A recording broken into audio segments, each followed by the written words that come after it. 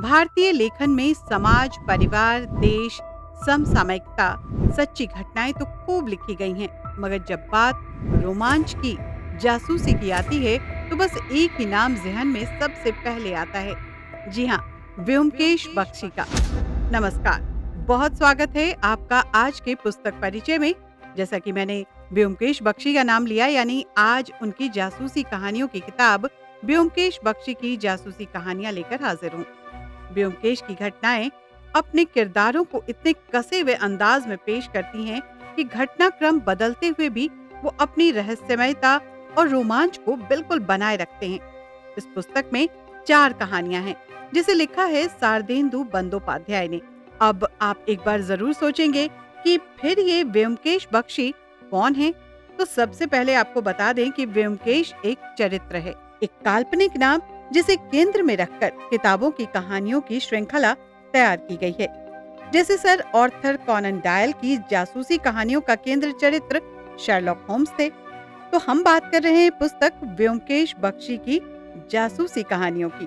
पहली कहानी है पहेलियों की तान। इसके ताने बाने में कई शहरों का जिक्र आता है, साथ ही नटवर बाबू के शव मिलने के बाद जो उलझन आती है, उसको सुलझाने में क्या क्या घटनाक्रमों की सूची बनती है, ये तो आपको पढ़कर ही मालूम होगा।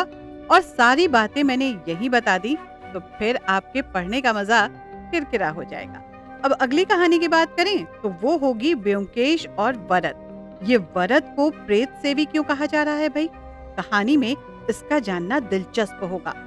दरअसल इस कहानी में मीर कासिम का अभेद्य किला जो कि मुंगेर में है, वहां के निवासियों का जिक्र, साथ ही वहां रहने वाले शशांक बाबू ने अलौकिक चीजों के अलावा रहस्यमय नए नवेले भूत की चर्चा भी की है।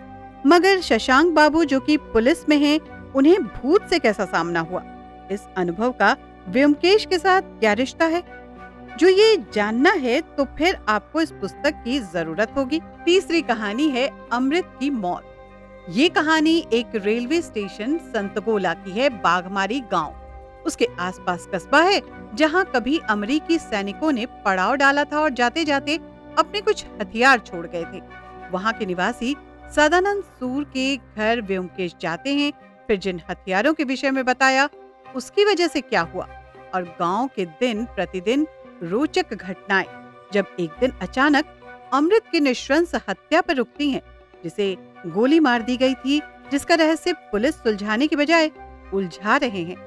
तब व्योमकेश बाबू की एंट्री होती है और फिर क्या होगा, ये तो जानने के लिए आपको सबसे पहले पुस्तक व्योमकेश बख्शी की जासूसी कहानियों की प्रति मंगवानी पड़ेगी। अच्छा, क्या आपने शाही जानवर को देखा है?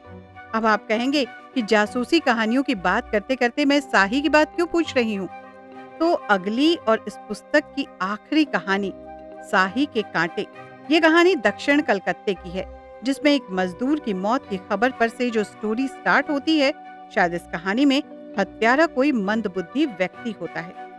और शायद इसलिए इस्तेमाल किया क्योंकि निश्चित तौर पर तो पूरी कहानी पढ़कर ही आप कुछ जान पाएंगे। ऐसी जासूसी कहानियां जिनसे आपकी कल्पनाशीलता, अनुमान लगाने की रोचकता बढ़ती ही जाएगी। और इस पुस्तक को लिखा है शारदेंदु बंदोपाध्याय।